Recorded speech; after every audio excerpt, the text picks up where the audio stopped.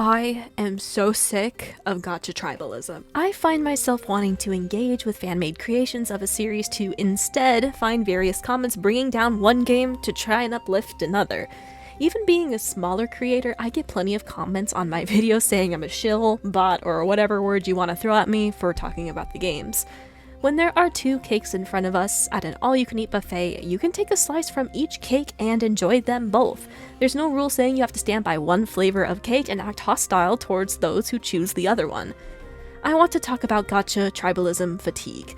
To begin, what does that phrase even mean? Tribalism is a strong loyalty to a group or tribe, and in this case, it's a strong loyalty to a specific game. If you're watching this video, then there's a good chance you've come across the Genshin versus Wuthering Waves conversation on some occasion, but it actually goes so much deeper than that. Let's discuss the various aspects of Gacha Tribalism and how at the end it just results in people being horrible to each other. Game versus game. This is probably what most players think of when they hear gacha game tribalism. As hinted just seconds ago, there's plenty of game versus game tribalism. You can't simply enjoy a game. No, you have to actively put down the competition. As a result, we get a lot of, honestly, really stupid conflicts in various communities that just don't need to happen. You'll see this happen a lot during a game's anniversary. Remember the phrase Genshin could never when HSR was generous to players in its first year? Fans get really riled up around these anniversaries and naturally begin comparing their game's rewards to others. You'll get fans of Wuthering Waves saying Genshin sucks and the other way around. Instead of a healthy rivalry where these different gacha titles are trying to grow in the name of good-spirited competition, we instead get an outright fandom war. What's worse is that the more the communities are at each other's throats, the more negative press the game gets. When there's more press, even if it's negative, there's more attention and possible profit to be made. Artists can't draw certain characters without getting harassed, and you can't say you enjoy a game without someone coming out of the woodwork to tell you that your game sucks. Instead of joining together to give feedback to improve the game, we're too busy fighting each other, which allows the games we love to stagnate. It allows these gacha games to get away with the bare minimum because the developers know that our attention is focused elsewhere on meaningless conflict. What a lot of players don't realize is that this is a situation where the house always wins. You'll just make other people online feel bad, and if you're the one spewing the hateful words, then that reflects a lot on you as a person. Whales versus free-to-play. This has been an ongoing argument for a long time. Whales are known as the high spenders in gacha games. Dolphins are known as the more smaller spenders, and free-to-play of course suggests no money is spent on a game. While this is just a way of choosing how to play, players have developed a superiority complex on both sides, some taking it to make it part of their personalities.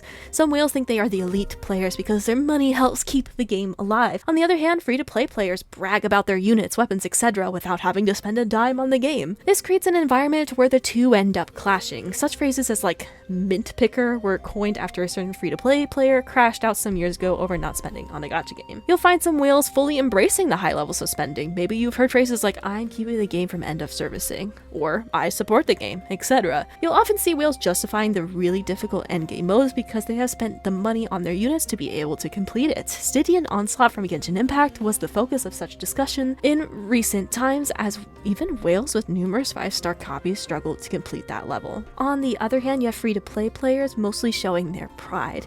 It becomes a status or a badge of honor to get these units without having to spend anything. Some will even go as far as to say that free-to-play are the only true gamers that deserve to be praised. Honestly, there's nothing wrong with either of these players. If you have the means and you want to support a game you like, cool. If you prefer not to spend and enjoy the game, it's also cool. The issue lies in the friction that these two groups create. You'll find free-to-play players trying to guilt whales for spending on the game. You may see whales trying to flex their fully maxed out units to free-to-plays knowing they can't obtain that. But once again, there's a common denominator here, and that's not whales or free-to-play. It's the companies themselves. The companies are the ones that use the business methods to fuel this divide. For example, if a game has leaderboards, it will most definitely favor the spenders.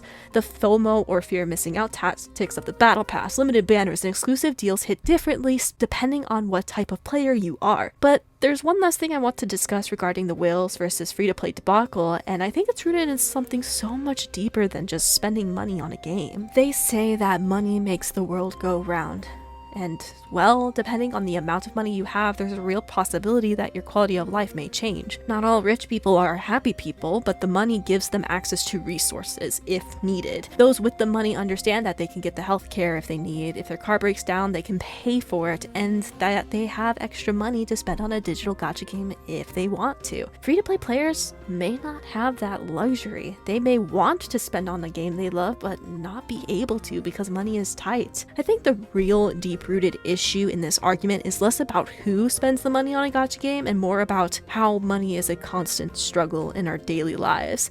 It's the #1 factor in divorce for married couples, and access to money can open a lot of doors. A lot of people will tie their self-worth to the amount of money they have, which adds so many complicated layers to this discussion. I think we have to remind ourselves that no matter how we choose to play a game, we're all real people trying our best to navigate the world. Casual versus meta. This is another aspect of gaming that's existed for quite a while. Do you pull the units that fully optimize your teams, or do you pull for characters that you just genuinely like? There's nothing wrong with either way you choose to play, but players may attack you for choosing differently. Some may call you a meta slave if all you care about is the meta, forgetting that some players actually get their enjoyment by min-maxing. Other players prefer to take the game at their own pace, pulling for units they love, even if they aren't the most powerful. This can lead to meta players commenting that they're wasting resources, time, and energy by investing in a unit that's not as powerful. We also have creators making tier lists that can kickstart debate. Normally, I'd say this is fine and even fun, but players end up taking this way too seriously. At this point in this video, you might be seeing a pattern. It's not necessarily the way someone chooses to play a game, but how people react and attack within the fan base that's a problem. A lot of casual players will view the meta players as toxic, too serious, and tryhards, while the meta players may view the casual ones as unoptimized and ignorant. Instead of just playing your desired way, players feel the need to comment on others and even get mad at them for choosing to play differently. The main thing we have to remember here is we can't control the actions of others. If someone is playing a game in a way you don't like, you can't change that. There's no point in stressing over it. We see this so much in the streaming scene. There's a reason why no backseating is a common rule among many streamers, and it's also one of the reasons why I rarely stream gacha games, even though I like them so much. The live streaming audience is very different from the video one, and it can get irritating really fast. The only actions you can control are your own. Engagement. It's no secret that the internet thrives with negativity. I've noticed this with my own videos, that a negative thumbnail and title gets picked the most in my testing, which sucks. I don't like doing that, but you can check my channel to see that my more positive videos are some of my least viewed. I still make them because it's fun, but there's a higher demand for controversy and negativity, and a lot of creators will lean into it. This is one of the situations where we have to sit back and assess whether to hate the player or to hate the game. It's not the cool threads discussing lore theories that go viral, it's the unfortunate situations like how a couple broke up because one of them spent $600+ on Farina. It's the drama between content creators and the outrage we see from an unfavorable company decisions. Twitter/X is a huge place for crap like this to thrive. Being in any fandom on that site is such a drag. Even artists who post their art in their own little corner, the internet can be attacked over what they drew, and the players feel justified in chasing them off the internet simply because they drew something they don't like. You probably have a feeling of what major topic I'm going to tackle next. That's right.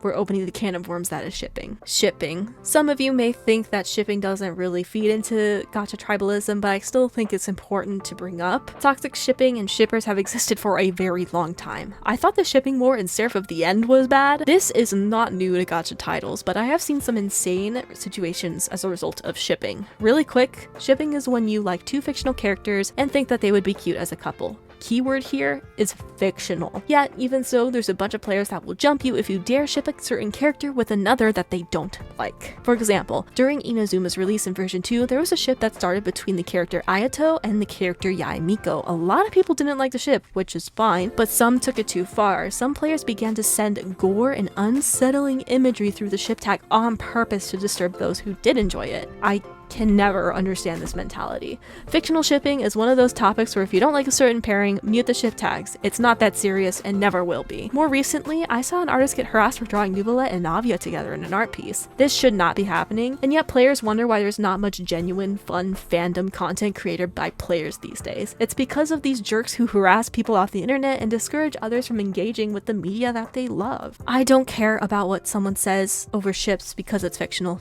It's not real. Gay, lesbian, straight, I don't care. There's plenty of cute ships for all of these types of pairings. What I do have an issue is with players who want to express their joy for certain ships getting harassed simply because someone else didn't like it. This is especially abhorrent when it comes to artists. The amount of people who believe they are entitled to an artist's work is insane. As an artist myself, I find that to just avoid this nonsense, I don't even draw ship art at all. Here's the truth. If you see a lack of art for a pairing you like, be the person who draws it. Be the change you want to be rather than try to force someone else to bend at your will. More importantly, if there's an artist out there that does create art for a ship you like, let them know. Tell them you appreciate it because you'd likely be surprised at how many jerks they have to deal with. Social impact. It's no surprise that Gacha Tribalism is not healthy for players to engage in. Instead of having genuine discussion over the various games that we love, players have turned to cyberbullying those who play or think differently than them. I'm sure you've heard of terms like girlbot, hoyoshill, or white knighting for $1 billion company. These are common phrases thrown around with the intention to demean others or invalidate them. Games that could have thriving fan bases are now stuck in this vicious cycle.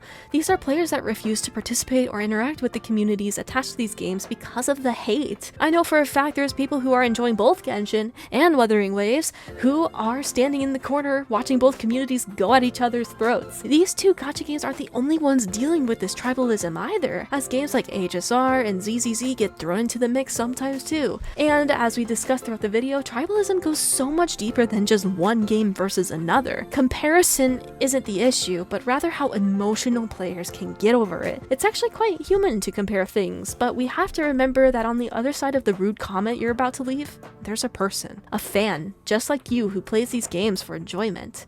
It's easy to forget that text on a screen is attached to a real person, but your words can hurt. The golden rule exists for a reason. Put out into the world what you want to receive. Treat others how you want to be treated. Choosing to be kind, even in the smallest of ways, can make the biggest difference. Solutions. We've talked about a lot of really crummy aspects of the community in this video, so I want to attempt to discuss and come up with possible solutions. Ways we can make tribalism less prevalent in our communities so we can spend more time enjoying our games instead of dealing with nonsense. First, we should try to encourage meaningful discussion. Instead of writing down a rude comment or phrase, telling someone that they suck, that they're playing wrong, etc., approach conversations differently. You're playing gacha games because you have a shared interest in pulling characters and being entertained. If you're unable to discuss your differences respectfully, perhaps it's better to try to see what common ground you may have instead. Secondly, this is for the content creators. Videos saying that X game is better than the other, this game could never, and the constant reckless comparisons can further the divide. I do think there is a good way to go about genuinely comparing games and assessing strengths and weaknesses, but oftentimes you'll see the buzzwords in the titles with the intention of riling players up. You'll see creators saying that this game sucks and not going into detail needed for a nuanced conversation. My goal as a content creator, albeit on the smaller side, is to do my best to be fair. I think if content creators were willing to be more fair, they may even have the ability to heal the divide and bring players together. Thirdly, the community as a whole can try to create a healthier atmosphere. The simplest way to do this is to just not be hateful to someone who plays differently, or to those who choose to play a different gacha game. That alone would reduce the amount of hate in these communities. If we want to amplify this, we as a community could even encourage the various different play styles. Let the players know that, hey, there's nothing wrong with how you choose to play the game. It's simply a matter of personal preference. If we see players attacking others, maybe we should take that extra step to discourage that behavior. We can do so in a kind way as well, without having to lash back. I know these solutions sound like my head is up in the clouds. I get it. But I do hope that together we can make these communities a less of a toxic mess. The less toxic it becomes, the more fans will be willing to engage with the space. We'll get more creative artwork, cosplays, discussions, etc. I see a huge complaint in the Wuthering Waves community that there's a lack of just fun content for the game. So much of it is comparisons, and I'd like to see that change for them. I want wuwa players to have really fun videos to watch, lore theories, fun kits, etc. I hope you found this video interesting and insightful as to why these communities are at each other's throats. I'm exhausted with gacha tribalism, and I know I'm not the only one. I also know that there's going to be plenty of viewers who don't get far into this video and just leave a rude comment and go. There's always at least a handful. If you see any of those comments, just ignore it. That's the exact type of behavior we don't want to encourage. If you enjoyed watching, please leave a like and consider subscribing. Let me know if you agree or disagree with what I've said, just make sure to do so respectfully. I know I'm just one person, but I want to give players like you and I a place to genuinely discuss the games that we love. Please take care, and I hope to see you in the next one.